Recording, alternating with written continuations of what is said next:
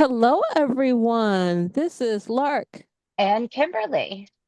and welcome to a new episode of Auto Asphyxiation. A lot of times, auto asphyxiation, we're not directly talking about cars, but a lot of the things that we talk about and discuss have to do with how cars change our environment. Actually, we have a kind of a juicy topic going on because tomorrow there's a hearing. Um, the West Orange Forest Housing Development, officially called the West Essex Highland, is trying to build a 496 unit apartment complex on a 120-acre forested parcel of land in West Orange. And this actually, it's it was infuriating to me, like infuriating because it's owned by a guy.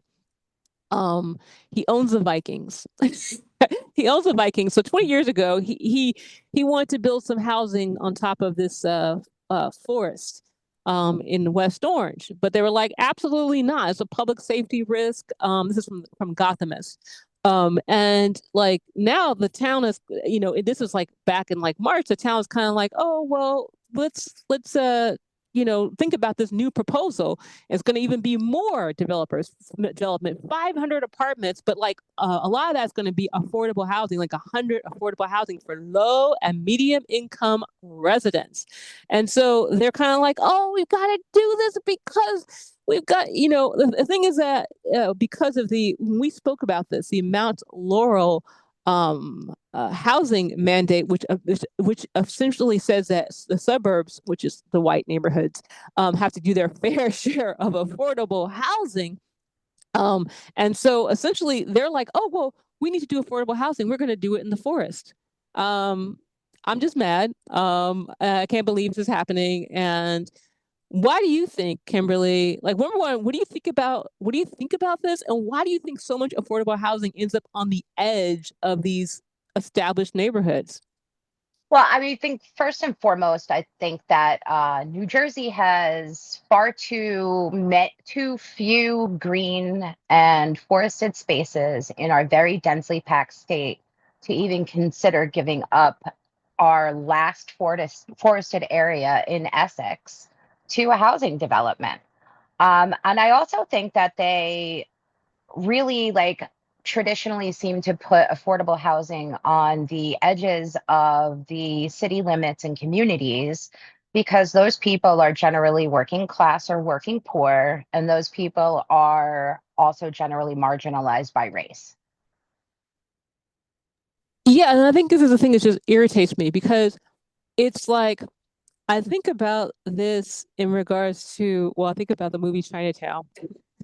There are some inaccuracies in the movie about Chinatown, but one thing I noticed that people do, or not the people, developers, rich people do, is they essentially go out, they want to do sprawl, and they want to claim land. So they put poor people on the land, marginalized people, historically excluded people on the land, act like they're doing it a favor. They do this thing, they get the land for cheap. Then they develop it, and then essentially they get to reap all the rewards, and they'll get tax credits. That's the whole thing that pisses me off.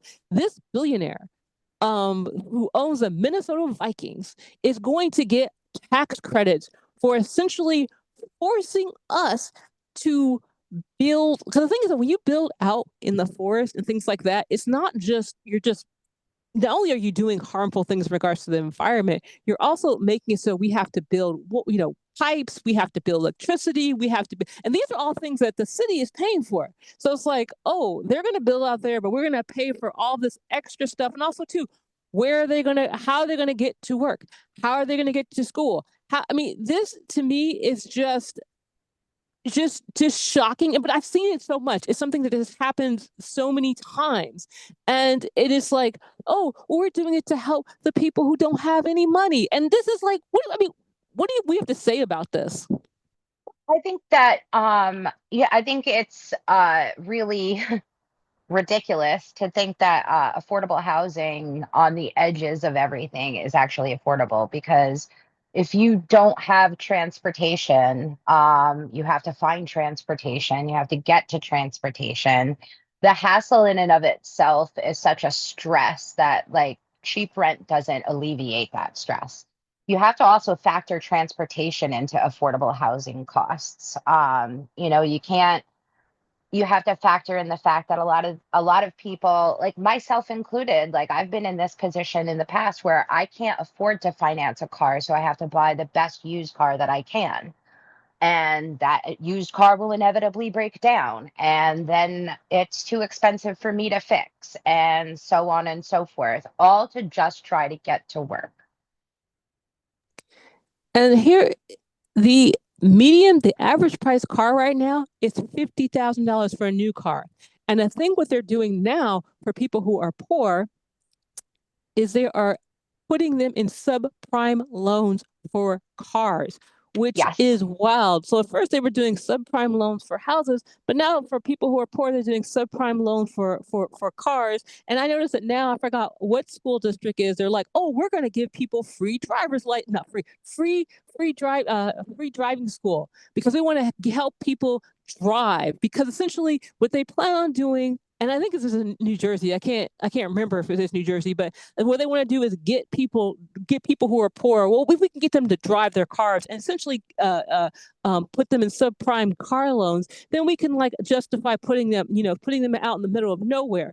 And there's so many. And to talk about, I want to talk about the environmental impacts, like essentially taking like old growth forest and then putting impervious surfaces would be like catastrophic. It will trigger like polluted runoff into the water supply, increase flooding, which is already in an already vulnerable downtown neighborhoods, destroy a vital carbon sink, and eradicate a key natural bulwark against the heat island effect.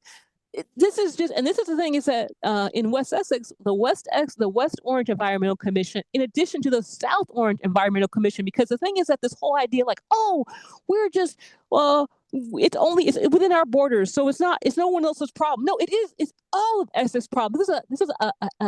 Because to me, Essex functions as a city. You can't do something in West Orange. You can't decide to essentially um harm us, harm our forests, harm our people, and then you have the audacity to use this.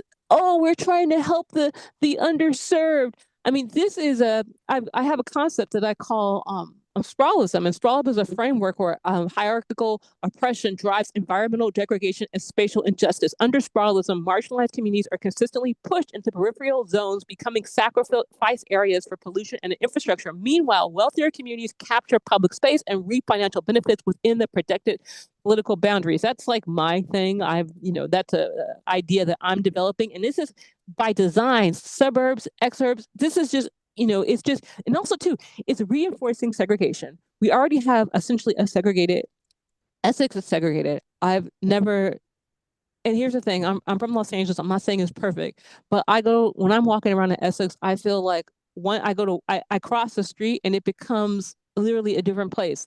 And it's literally the same city. And I'm just kind of like, we can't I hate the idea of affordable housing out in the middle of nowhere. I hate the idea of creating are essentially ghettos for people who are isolated from society in on the guise of, well, at least we got them somewhere to live. I'm like, no, no. And the thing is, this is the whole point. This is why I say that. And I know I'm talking a lot, but this is why I say that racism is so solving racism is so important in regards to the climate crisis, because people with power are our using our biases, using institutional biases in order to justify um, creating environmental harm. And this is there's no way it's kind of like this. There's this kind of like thing because they're like, well, we have to do our fair share of housing, but we don't want to have people who are not like us.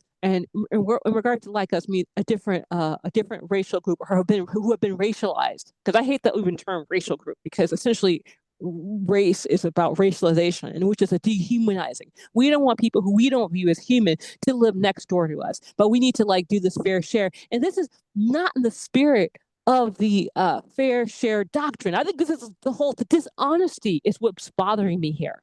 No, I completely agree with you. And the Environmental Protection Agency in New Jersey does have very robust land replacement policies in place. When some land behind where my dad lives was developed, and that state forest land, the EPA came in, and because it was wetlands, every acre that's displaced has to be replaced times two, which I think is great and it's robust. But you're not Mother Nature.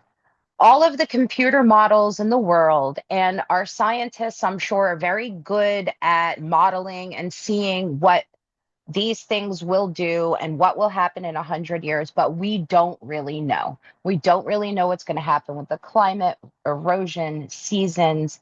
Us taking wetlands from one place and moving it to another is not a model for nature. We don't know what will happen to the ecosystem. As you were talking, I was getting even more upset because I was thinking, especially where your dad lives, you are from an area, New Jersey is 5% rural. That means that 95% of our area are developed. So that means that there is no excuse. There is no excuse for there to be people going into our rural areas and developing them when we literally have 95% of our entire state that can be infilled. We have suburban areas, and here's the thing that just irks me when we have people who are environmentalists who are like, well, who live in an urban area who don't want to build housing because, well, what about the environment? Well, if you don't build there, you're going to have to build in rural areas. So the thing is that a lot of people think it's weird. They're like, well, Lark, you're an environmentalist, but you don't want us to like tear down this building and put up a park. No, I do not. That is not what environmental means, preserving and conserving what is there and actually building more smartly and more densely in areas that are already developed, in areas that already have pipes, in areas that already have electricity, in areas where we already have an infrastructure. So, I am for taking parking lots and putting buildings on top of the parking lot with a microforest and the parking underground. That is smart building. This is another thing. You have a situation where you have these these just surface parking, and they Just specifically go ahead. just heat sinks in the middle of a city. Just heat Yeah, sinks. and I'm confused as to why we're not demanding people who have these, who are just sitting on land, especially in areas that have been hyper segregated and their areas that have been redlined. You see a lot of these just like urban island of creeping type things, these big cement asphalt parking lots, where those parking lots could go underground. There could be housing on top of those parking lots. There could be microforest on top of that to kind of build up, to absorb the water and to absorb the pollution. This idea that being environmental means not building anything. No, we have people here. We have human beings, and so they have to go somewhere. And this whole idea that, well, if we just don't build, they can go somewhere else. Well, where else are they going to go? They're going to go places like this forest. They're going to go places like where your father lives in Sussex County. And this, to me, is so very harmful. We have to actually, I feel like, educate the public on what is an environmentalist? What do you mean when you say you're an environmentalist? It doesn't mean you're living in the middle of a forest. That's not an environmentally sane thing. No, not at all. No, because you're far away from everybody. You're far away from community, and you have to have a special one person water line that comes just to you. That's not environmental at all. We touched on it a little bit, I think, last week. But we have to close the loopholes that exist that allow developers and landowners to profit off of vacant, rotting buildings that are populating our cities.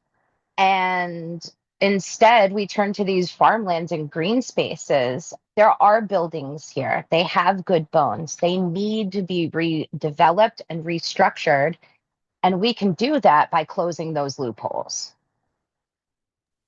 And I think one of the challenges is we have to admit is that we feel that a lot of times people we have a problem with racism here. And that in regards to housing in general, we've never really had real enforcement of the Fair Housing Act. And this has, led to a situation where we have this situation where the highest amount of people who are homeless are African Americans. In Essex, the highest people who can't afford housing, again, African Americans.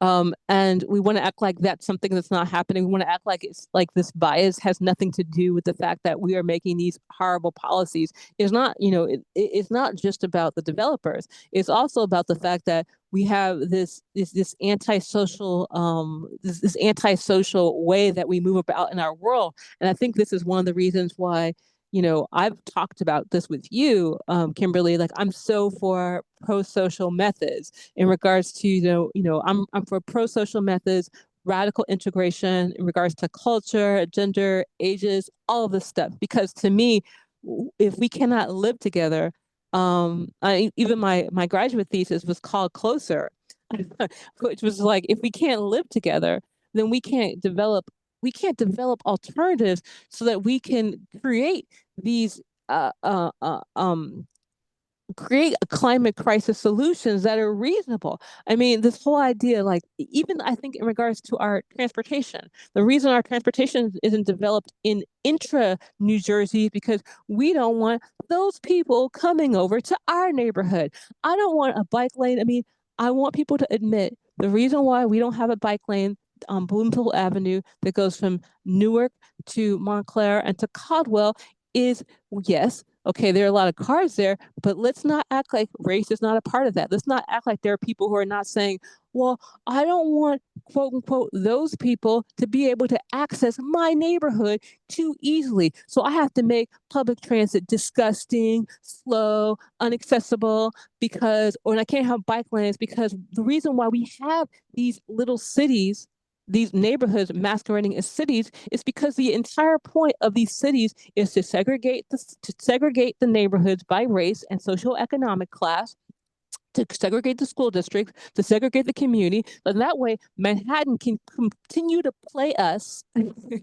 that's what's happening. Manhattan can continue to play us, continue to play games, because instead of actually fighting together and having solidarity, we're all worried about our own little private neighborhood. And I promise you, New Jersey, and I know you don't believe me, but I promise you, New Jersey, what will happen if you do not figure it out is you will end up like Los Angeles, where eventually the people with the most money are going to take your houses and you are going to be in rural Pennsylvania. This is one of the last middle class enclaves in It's the already happening all over the place in New Jersey. It's already happening. There are so many people that I know that have already fled to Pennsylvania because they couldn't afford a home, or their family got bigger, they couldn't afford a bigger home or something. Like, and now they're like stuck in this horrible commute cycle.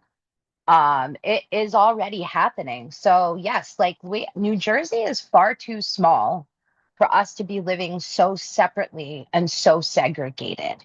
We are a community, whether you like it or not. And what happens to one of us will happen to all of us if we don't wake up and do something about it.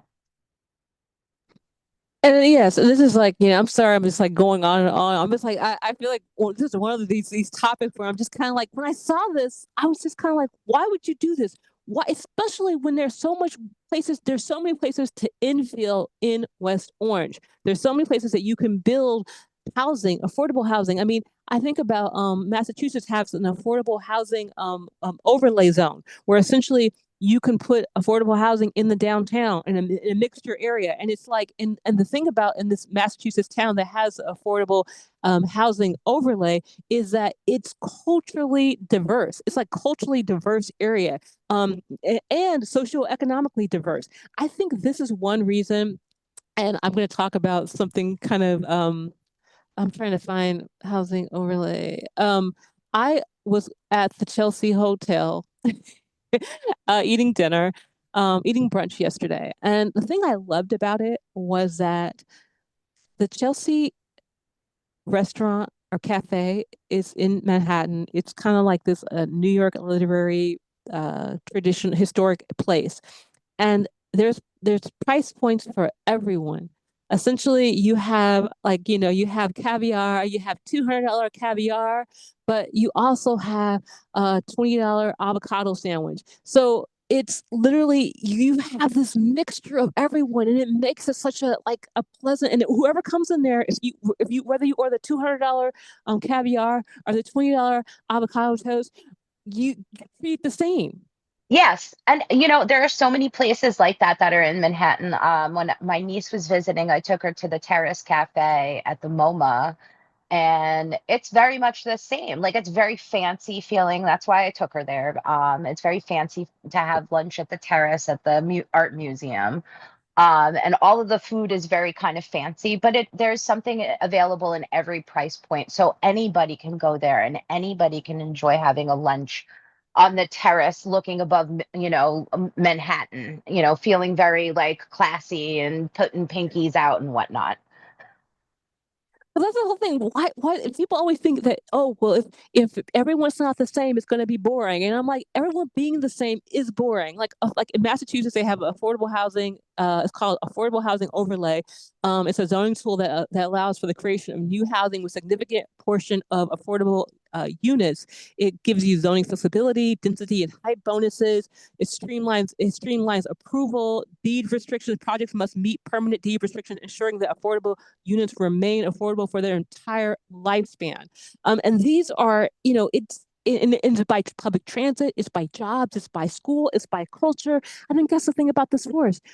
People are not even by a train. They're not even by culture. And I'm I'm still wondering why so many of our great environmental areas all over the world, not all over the United States, not all over the world, but all over the United States, you can't access them unless you have a car. I think it's really interesting. It's kind of like, why are there no trains to these places? Why are there no buses to these places? Why do you have to drive your car to our green spaces, to our when the desert, I guess what you call it, brown space. I don't know what you call sand spaces. I Sad mean, spaces. yeah, it was sand spaces. I mean, we all saw Burning Man, and we saw the long line of people coming back from Arizona. I always think Burning Man is in California, but it's in Arizona.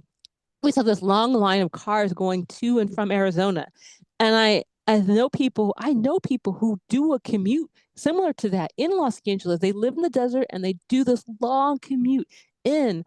And I think that we were going to try to build a high speed train, but somebody cut the funding. I think that orange bastard. Anyway, um, and I'm going to kind of like talk about like there are solutions. There's like and the thing that's so sad is that one of the solutions I used to always use to create an equitable and diverse uh, residential and mixed zoned areas was the regional fairness that that New Jersey has, guaranteeing every municipality carries its fair share of housing, preventing leapfrog sprawl. I mean, and the thing is that is New Jersey's model, and West Essex Highland isn't following the spirit of this guideline, and it makes me mad that I use that as an example. And now I'm like, look at you.